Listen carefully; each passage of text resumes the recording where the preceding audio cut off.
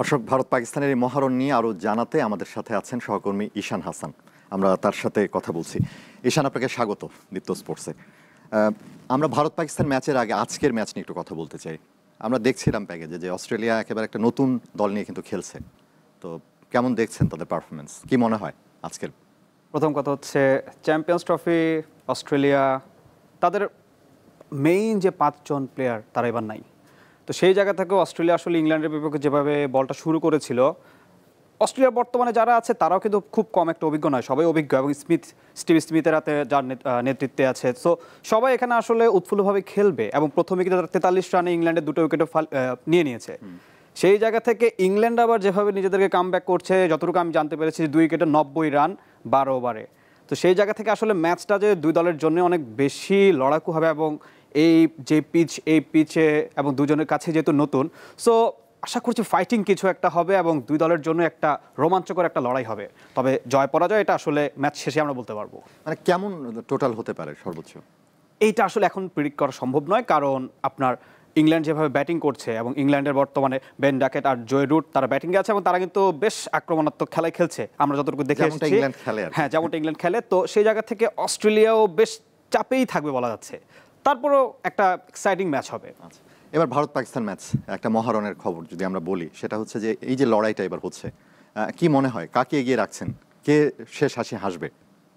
ভারত পাকিস্তান এই লড়াইটা তো আসলে সেই 1947 থেকেই চলে আসতেছে, এখনো এটার কোনো কমতি নাই। এই ক্রিকেটের মাঠে এটা চলতেছে। এবং সব থেকে ইন্টারেস্টিং বিষয় হচ্ছে যে ভারত পাকিস্তানের এই ম্যাচে দুই দলই আসলে চাপে থাকবে, যেটা বাস্তব সত্য। কারণ হলো গিয়ে ভারত যদি জিতে সেমিফাইনাল তাদের নিশ্চিত, আর পাকিস্তান যদি জিতে তাহলে পাকিস্তানের আবার সেমিফাইনাল আশা থাকতেছে। তো সেই ক্ষেত্রে আসলে আমরা বলতে পারি যে দুই দলের জন্যই আসলে অনেকটা চাপেরই হবে। তবে আমরা যদি সম্প্রতিকালে দেখি যে ভারত কিন্তু চরম ফর্মে আছে, আর পাকিস্তান খুব একটা ফর্মেও নেই, কারণ নিজের দেশে তারা ত্রিদেশীয় সিরিজে কিন্তু তারা হেরেছে। আর ভারত সবশেষ ইংল্যান্ডকে খুব ভালোভাবেই হারিয়ে কিন্তু আসলে আসরে এসেছে এবং প্রথম ম্যাচে বাংলাদেশের সাথেও তারা জিতেছে। বাট পাকিস্তান সেই নিউজিল্যান্ডের কাছেই হেরেছে সেই ত্রিদেশীয় সিরিজে, এবং এখানে এসেও চ্যাম্পিয়ন্স ট্রফিতে প্রথম ম্যাচে নিউজিল্যান্ডের কাছেই হেরেছে। সো পাকিস্তানের জন্য বেশি পরীক্ষার, আর সব থেকে বড় বিষয় তাদের ঘরের মাঠে খেলা। সো ঘরের মাঠে যদি এই ম্যাচটা যদি ভারতের বিপক্ষে হেরে যায়, তাহলে কিন্তু বুঝতেই পারছেন যে ঘরের মাঠে দল হিসেবে তারা যদি বিদায় নিয়ে নেয়, এবং হ্যাঁ, সেটি কালকে হারলে তো অলমোস্ট তাদের বিদায় মোটামুটি নিশ্চিত বলা ঘন্টা বেজে যেতে পারে। আচ্ছা, এবার একটু আসি যে এই যে দ্বৈরথ আমরা জানি বহু পুরনো, আসলে দর্শকরাও এনজয় করেন। তো এবারের চ্যাম্পিয়ন্স ট্রফি যেটা হচ্ছে, ভারত কিন্তু যাচ্ছে না, পাকিস্তানে খেলছে না, হাইব্রিড মডেলে হচ্ছে। আমরা জানি যে দুবাই ম্যাচগুলো হবে ভারতের। তো পাকিস্তান কিন্তু গেছে শেষ যে বিশ্বকাপ, ওডিআই বিশ্বকাপ। তো এই বিষয়টাকে কিভাবে দেখছেন আসলে? প্রথম কথা হচ্ছে 29 বছর একটা বড় একটা সময়, এত বছর পর পাকিস্তানের একটা আসর বসতেছে, আইসিসির একটা ইভেন্ট, যেটা সম্পূর্ণ এককভাবে পাকিস্তান আয়োজন করছে। তো ভারতের আসলে উচিত ছিল, কারণ 2023 ওয়ানডে বিশ্বকাপে পাকিস্তান ভারতে গিয়ে খেলেছে। যতই আসলে দুই দেশের মধ্যে রাজনৈতিক বৈরিতা থাকুক বা যাই হোক না কেন, খেলার মাঠে আসলে এগুলোকে টানার কোনো মানেই হয় না। এবং সেই জায়গা থেকে পাকিস্তান কিন্তু 2023 সালে গিয়েছে এবং ওয়ানডে বিশ্বকাপ তারা খেলেছে। কিন্তু ভারত তারা কিন্তু আসলে পাকিস্তানে যেতে এবারও সায় দেয়নি, এবং পাকিস্তানও কিন্তু এক পর্যায়ে বলে দিয়েছে যে আমরা দরকার হলে ভারতকে ছাড়াই টুর্নামেন্ট রান করব। কিন্তু আইসিসি শেষ পর্যন্ত পাকিস্তানকে অনেক বেশি রিকোয়েস্ট করার পরে পাকিস্তানও সবশেষ হাইব্রিড মডেলে রাজি হয়। এবং মজার বিষয় হচ্ছে যে পাকিস্তানের গাদ্দাফি স্টেডিয়াম, যেটা সেই পাকিস্তানের জন্য একটা সমৃদ্ধশালী এবং পাকিস্তানের সব থেকে বেশি হাইপ তোলা একটা স্টেডিয়াম, সেখানে যে পতাকা, আমরা যেটা জানি যে 7টা দলের পতাকা আছে, সেখানে কিন্তু ভারতের পতাকাটা রাখা হয় না। এটা নিয়েও কিন্তু আসলে সামাজিক যোগাযোগ মাধ্যমে অনেক রকমের কথা হচ্ছে। তো সব মিলিয়ে বলা যাচ্ছে যে আসলে ভারত যদি আসতো, আমার মনে হয় জিনিসটা দেখতে অনেক সুন্দর হতো। এটা কি এই কারণে নয় যে পতাকার কথা আপনি বলছিলেন, যে ভারত যেহেতু খেলছে না পাকিস্তানে, এই কারণে কি পতাকাটা নেই? বিষয়টা এরকম। এটা আসলে এক এক জায়গায় এক এক রকম ভাবে লেখা হচ্ছে। কেউ বলছে যে ভারতের প্রতি হয়তোবা প্রতিশোধ, আবার অনেকে বলছে যে এটা হয়তোবা ভুল হতেও পারে। কিন্তু আসলে যাই হোক না কেন, দিন শেষে এটা বলা যায় যে ভারতের উচিত ছিল পাকিস্তানে আসরটা খেলা, কারণ তাহলে খেলাটা সৌন্দর্যতা থাকতো। এবং এখন পর্যন্ত কিন্তু বেশ কয়েকটি ম্যাচও হয়ে গিয়েছে, এবং আমরা কিন্তু দেখতে পাচ্ছি যে ম্যাচগুলো খুব সুন্দর মতোই হচ্ছে এবং কোনো সমস্যা বা কোনো কিছু হয়নি। নিরাপত্তা ভারত দিচ্ছে সেই জায়গাতে কিন্তু আসলে কোনো সমস্যা এখন পর্যন্ত কোনো দলে কিন্তু কোনো রকম কিছু বলেনি।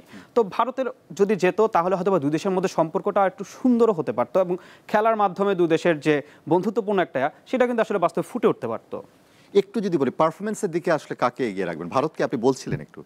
এখন একটা বড় বিষয় হচ্ছে যে ভারত যে তাদের যে বর্তমান টিম, বুমরা ছাড়া মোটামুটি সবাই আছে, রোহিত শর্মা, বিরাট কোহলি কিংবা শুভমান গিল, আমরা যাদেরকে বলে শ্রেয়াস আইয়ার, প্রত্যেকেই ফর্মে আছে এবং সবশেষ আমরা যদি দেখি যে মোহাম্মদ সামি, তিনি দীর্ঘদিন পর ওয়ানডেতে ফিরে আসছে, আর ফিরে এসে বাংলাদেশের বিপক্ষে প্রথম ম্যাচে 5 উইকেট।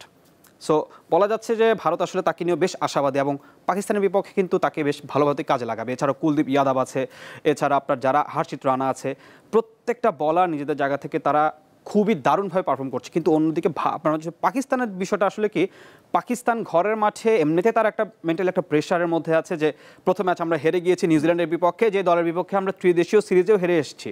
তো সেই দলের বিপক্ষে আমরা হেরে এখন আমরা ভারতের মতো একটা দল, যাদের সাথে আমাদের মোটামুটি দীর্ঘ এক যুগের বেশি সময় কোনো দ্বিপক্ষীয় সিরিজও হয় না, শুধুমাত্র বৈশ্বিক আসরগুলোতে দেখা হয়। এবং সবশেষ আমরা যদি বলি যে 2023 সম্ভবত দেখা হয়েছিল। তো ওই ম্যাচ, হ্যাঁ গত বিশ্বকাপ, এবারে টি-20 বিশ্বকাপে দেখা হয়েছে তাদের। হ্যাঁ, এই যে বিশ্বকাপ ছাড়া কিন্তু আমরা আসলে তাদের ম্যাচও দেখি না। সো তাদের দুই দলের যে কম্বিনেশন বা দুই দলের যে খেলার যে একটা মজা, সেই মজাটা কিন্তু আমরা খুব একটা পাই না। সো সেই জায়গা থেকে পাকিস্তান রিজওয়ানের নেতৃত্বে কিছুটা প্রেসারে থাকবে। তাদের ব্যাটিং লাইন আপ যথেষ্ট স্ট্রং, কিন্তু আসলে ভারতের বোলিংও অনেক স্ট্রং, পাকিস্তানেরও স্ট্রং। কিন্তু আসলে দিন শেষে না ভারত পাকিস্তান লড়াই, এখানে যে কাকে এগিয়ে রাখবো কাকে পিছিয়ে রাখবো এটা বলার কোনো সুযোগ নেই, কারণ যে কোনো কিছুই হতে পারে। কারণ 2017 সবশেষ আইসিসি চ্যাম্পিয়ন্স ট্রফি যেটা হলো, সেটাতে কিন্তু এই ভারতকে হারিয়েই পাকিস্তান কিন্তু শিরোপা জিতেছে। জি, অসংখ্য ধন্যবাদ ঈশান আমাদের সাথে যুক্ত হওয়ার জন্য।